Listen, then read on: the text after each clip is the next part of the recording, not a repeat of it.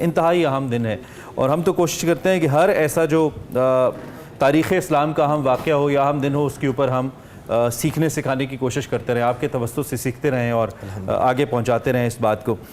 میں چاہوں گا کہ آپ ذرا گفتگو کا آغاز اس انداز سے کیجئے کہ آج جب 1400 سال سے بھی اوپر گزر گیا اس واقعے کو اور بہت سارے مسلمان ایسے ہیں جو اب بھی اس واقعے کی حقیقت اور اس کے محرکات سے آگاہ نہیں ہیں، اس کی حیت یا اصلیت سے آگاہ نہیں ہے کہ یہ ہوا کیوں، اور یہ نہ بھی ہوتا تو شاید اسلام چلتا رہتا یا اس کی ایک شکل ایسی جیسی تیسی بھی چلتی رہتی، لیکن یہ کرنے کی ضرورت کیوں پیش آئی امام علی مقام کو؟ آج بھی ہم اس سے ناواقف ہیں، ذرا اس پہ تھوڑی روشنی ڈالیے، کیوں ضرورت ہے اس کو؟ بسم اللہ الرحمن الرحیم۔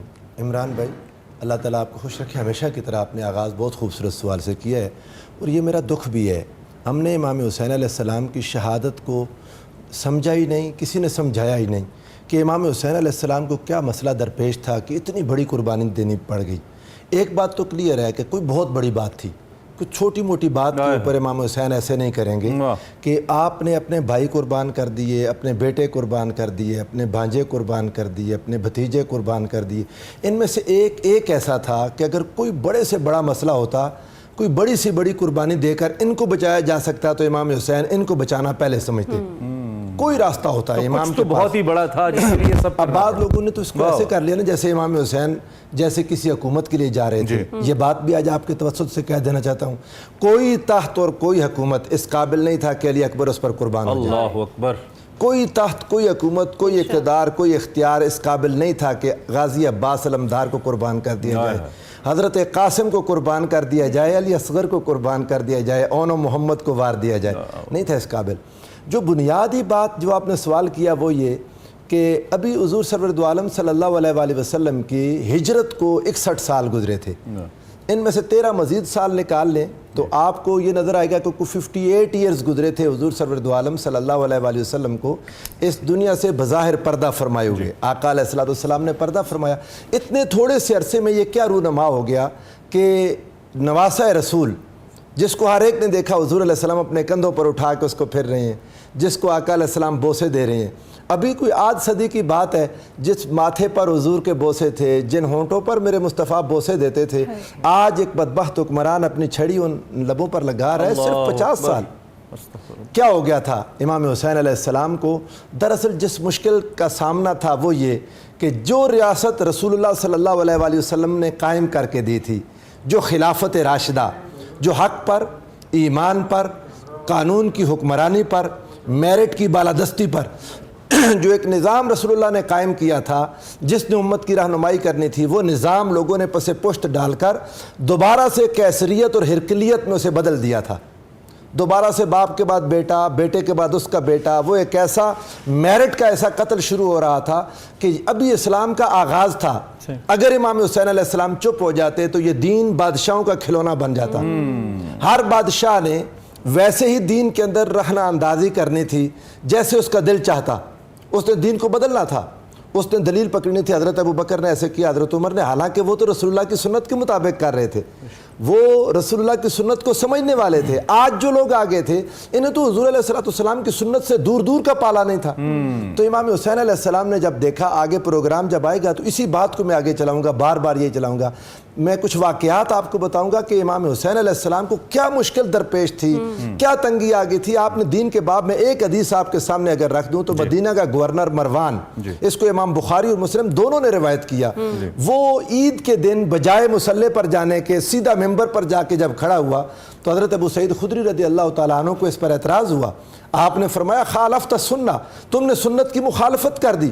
رسول اللہ کی سنت یہ تھی کہ آقا علیہ السلام جب عیدگاہ میں تشریف لاتے تو سیدھا مصلی پر جاتے تھے، نماز ادا فرماتے، پھر ممبر پر جاتے تھے، کوئی اذان کوئی اقامت نہیں ہوتی تھی۔ تم لوگوں نے کیا کام پکڑ لیا، تم پہلے مصلی پر جانے کے بجائے ممبر پر کھڑے ہو گئے۔ یہ ایک سوال تھا، وہ غلطی مان لیتا اگر مسلمان یا اسلام یا دین کی کوئی پابندی کی بات ہوتی۔ پتہ اس نے کیا کہا؟ اس نے کہا کہ جس سنت کی تم بات کر رہے ہو نا وہ ترک کر دی گئی ہے۔ اللہ اکبر۔ نبی علیہ السلام کی سنتوں کا اتنا ادب رہ گیا تھا، حضور کے دین اور طریقے کا یہ ادب باقی بچا تھا نبی کے شہر مدینہ میں۔ ابھی میں ہمدان کی بات، بصرہ کی بات، یمن کی بات، مصر کی بات کرتا ہی نہیں، وہاں کے حالات تو اتنے عجیب اور اندھیرا تھا، اتنی اندھیری رات تھی کہ اگر امام حسین علیہ السلام قیام نہ فرماتے، اپنے اور اپنے بچوں کے خون سے، اپنے اصحاب کے خون سے یہ دیا نہ جلاتے، تو آج جو مجھ تک اور آپ تک دین پہنچتا وہ رسول اللہ کا دین نہیں ہونا تھا۔ امام حسین مجبور ہو گئے تھے یہ قربانی دینے کے لیے۔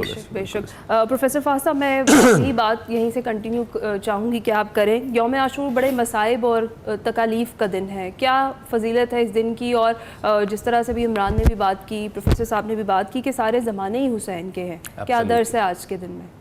بہت شکریہ جی، بہت ہی اہم دن، اور جیسے پروفیسر صاحب بھی کانورزیشن کر رہے تھے، میں اسی کو ایک لیول اور آگے لے کے جاؤں گا اور آج کے دن کے ساتھ بھی کنیکٹ کروں گا۔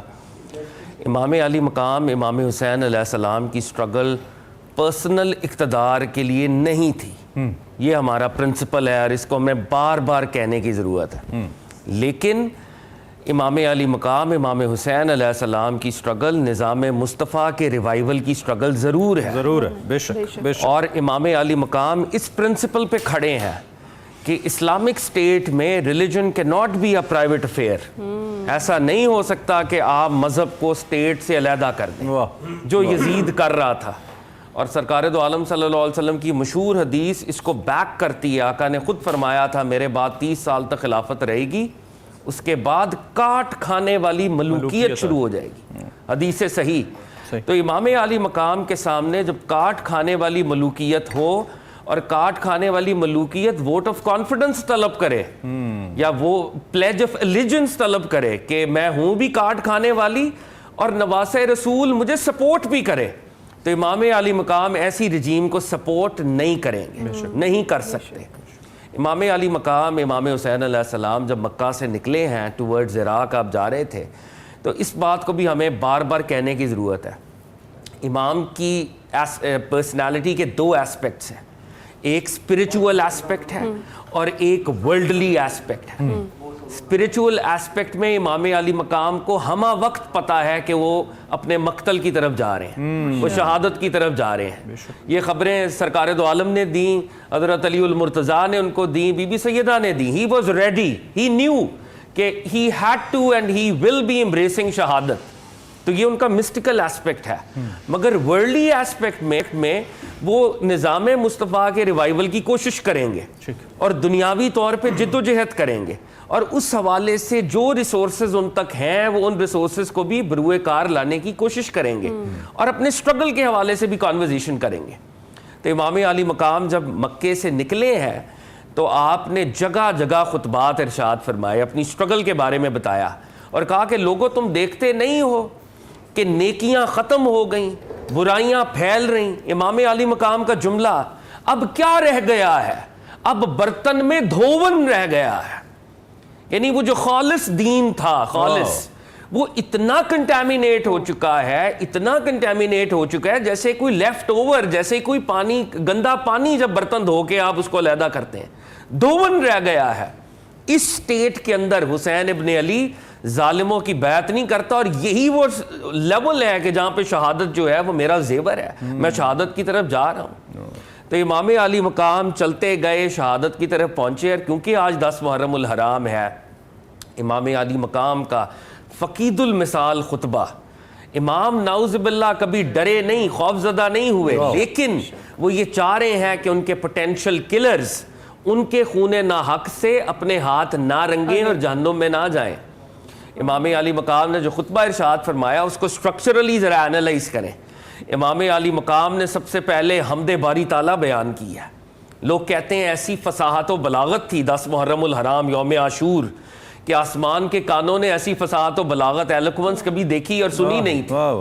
پھر آپ نے مناقب رسالت مآب صلی اللہ علیہ وآلہ وسلم پریزنٹ کیے، اور پھر اپنی نسبتوں کا بیان کیا۔ لوگوں دیکھو میں کون ہوں، اس روئے ارض میں میرے علاوہ اس وقت کوئی دوسرا نواسہ رسول ایگزسٹ نہیں کرتا، میں سرکار دو عالم صلی اللہ علیہ وآلہ وسلم کا نواسہ، میں خاتون جنت کا بیٹا، میں علی المرتضیٰ کا بیٹا جن کو ہمیشہ علم ملتا تھا، میرے والد کے چچا کو سید الشہداء کہا گیا، میرے چچا کو طیار کہا گیا جو جنت میں اڑتے ہیں، اور پھر اپنا کردار پیش کیا.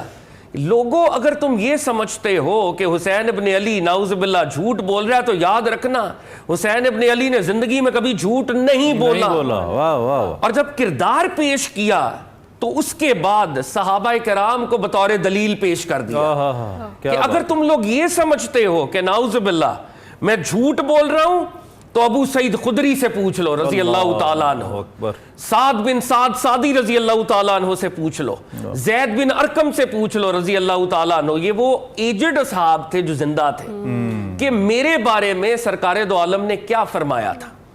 اور اگر تم اس پہ بھی بس نہیں کرتے, یعنی تم صحابہ کو بھی بطور دلیل نہیں مانتے, تو امام عالی مقام نے شریعت کے قانون قصاص کو پیش کر دیا. کیا میں نے تم میں سے کسی کا قتل کیا ہے جو میرا قتل کرتے؟ کیا میرے ساتھیوں نے تم میں سے کسی کا قتل کیا ہے کہ تم مجھے قتل کرتے ہو؟ اور جب یہ بھی حجت تمام کر دی امام علی مقام نے, اور اس سے قطع کلامی کی معذرت, قوت دلیل اور اہمیت دلیل بھی ہمارے سامنے آتی ہے کہ دلیل کے ساتھ اس وقت بھی. اور اس کے بعد اس دور میں دیکھیں نا, یہ جو کوفنس تھے, یہ یزید کی جو آرمی تھی, یہ وہ لوگ تھے جنہوں نے ڈیزرٹ بھی کیا تھا, خطوط لکھ کر یہ ادھر بھی گئے تھے, یہ بھی معاملہ تھا. تو امام علی مقام نے ان 2 نمبر چیفز کو بھی ایکسپوز کیا. کیا تم میں وہ لوگ موجود نہیں ہیں جنہوں نے مجھے خط لکھے تھے؟ اے شبت بن ربی, ان کے نام لینے شروع کیے, اور وہاں پر ایک لرزہ طاری تھا.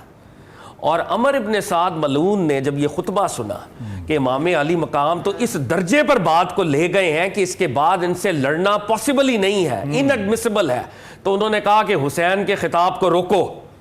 اور پھر خود اس نے وہ پہلا تیر چلایا ہے عمر ابن سعد نے, اور کہا لوگوں گواہ رہنا, آئی ایم دیٹ گائے جس نے آج اس جنگ کا آغاز کیا ہے. لیکن امام علی مقام کے اس خطبے کے بعد جو حر تھا وہ تبدیل ہو گیا, وہ ٹرانسفارم ہو گیا, اور لشکر یزید سے لشکر حسین میں آیا. اور یہ امام علی مقام کی مورل وکٹری ہے. 8 دن ان کے پر آزمائشوں کے پہاڑ توڑے, ایک حسینی ادھر نہیں گیا, لیکن امام علی مقام کی مورل وکٹری یزید کے اوپر, عبید اللہ ابن زیاد کے اوپر, عمر ابن سعد کے اوپر, کہ وہ یزیدی حسینی ضرور ہوئے, ان میں سے لوگ ادھر ضرور آئے.